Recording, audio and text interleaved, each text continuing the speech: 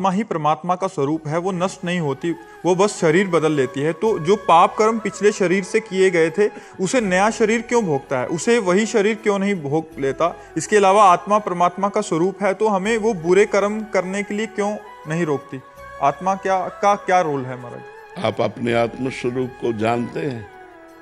नहीं जानते ना, इसीलिए आपसे गलती होती है, क्योंकि आप अपने आत्म स्वरूप को न जान करके शरीर से तदात्म कर लिए हैं, मैं पुरुष हूँ। ऐसा है ना, जब आप शीशा देखते तो यही तो लगता मैं हूँ, तो आत्मा को भूल गए, मतलब परमात्मा को भूल गए। बस यही भूल माया में फंसा दिया। अब जो आप पाप करते हैं तो आपके शरीर की एक सीमा है, 100 वर्ष, 70 वर्ष, 80 वर्ष। अब मुकदमा यहाँ अपने 10-10 वर्ष नहीं चलता। छोटी अदालत है, कई अदालत है। तो आज आपने अपराध किया, हत्या की, तो आज ही फांसी में थोड़ी चढ़ा दिए जाओगे। 10 वर्ष मुकदमा चलेगा और 20 वर्ष मुकदमा चले, इसके बाद उसका निर्णय हो। तो अपनी बड़ी सरकार है, आपने इस योनि में पाप किए और अनेक योनियों में दंड भोगना पड़ेगा, अनेक शरीर धारण करके दंड भोगना पड़ेगा। क्योंकि बड़ी सरकार है ना, अनंत ब्रह्मांडों का हिसाब किताब है ना, तो इसी योनि में दंड नहीं मिलता।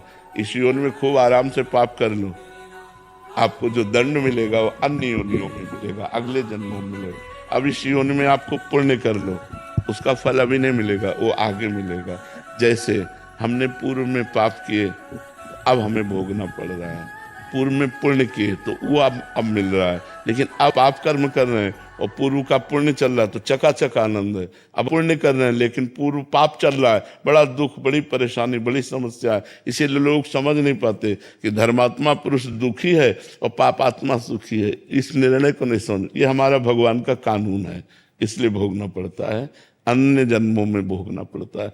यहाँ तक कि भीष्म जी सरसैया पर पड़े हुए हैं तो उन्होंने कहा, प्रभु इस जन्म की बात क्या, मैं 70 जन्मों को देख रहा हूँ, कोई पाप नहीं किया ऐसा जिसके परिणाम से मुझे सरसैया पर 6 महीना लेटना पड़े। तो भगवान ने कहा और आगे बढ़ो, 100 जन्म के बाद आपने पाप किया था।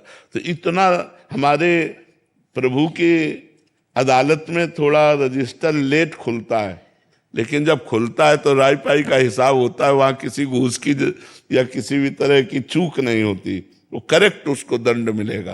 तो इसीलिए हमको मनुष्य जन्म में किए हुए कर्मों का फल हजारों योनियों में भोगना पड़ेगा। तो हमें मनुष्य जन्म में बहुत सावधान रहना चाहिए।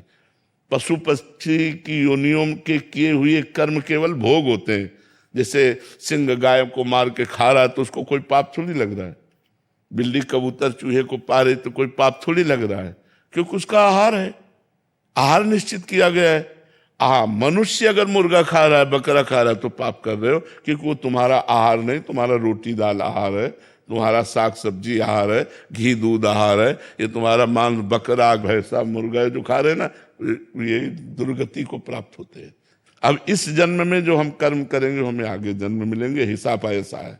कानून है। अब क्यों है तो सरकारी कानून है कानून है। जहां जैसी व्यवस्था होती है तो हमारे भगवान का कानून है कि इस जन्म में पाप करोगे तो आपको अनेकों जन्मों में उस पाप का फल भोग। कुछ ऐसे कर्म भी हैं जिसका इसी जन्म में भुगतान हो जाता है। बहुत भयंकर अपराध, साधु अपराध, साधु अवज्ञा तुरंत भवानी, कर कल्याण अखिल के हानि। अगर संत का अपराध बन गया, वैष्णव का अपराध बन गया, भक्त का अपराध बन गया तो तुरंत लागू हो जाएगा। तो साधु अवज्ञा तुरंत भवानी, महापुरुषों का अपराध कर देने पर तुरंत लागू हो जाता है, वो परेशान हो जाएगा। ये हमने देखा है। तो अभी उस दिन बताया था कि जगदीश्वरानंद के अपने गुरु को जहर दे दिया तो पूरे शरीर में मवाद पड़ गया, फूट फूट कर जब निकले तो चिल्ला चिल्ला कर कहते थे कोई बचा लो। तो कोई न औषधि काम करती न कुछ, सड़ रहा था, पूरा शरीर सड़ रहा था। तो साधु अवज्ञा तुरंत भवानी, कर कल्याण अखिल के हानि।